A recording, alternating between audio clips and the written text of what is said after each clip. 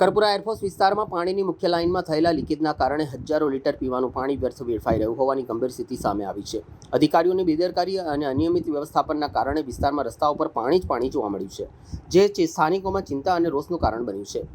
સ્થાનિકોના આક્ષેપ મુજબ લાંબા સમયથી પાણીની લાઇન લીક થતી હોવા છતાં તંત્ર દ્વારા યોગ્ય અને તાત્કાલિક સમારકામ કરવામાં આવ્યું નથી। પરિણામે કિંમતી પીવાનું પાણી સતત વેડફાઈ રહ્યું છે। એક તરફ શહેરના અનેક વિસ્તારોમાં લોકો પાણીની તંગીને કારણે પરેશાન છે અને પૂરતું પાણી મળતું નથી, ત્યારે બીજી તરફ આવી રીતે પાણીનો ભારે પ્રમાણમાં બગાડ થવો એ ગંભીર પ્રશ્ન ઊભો કરે છે।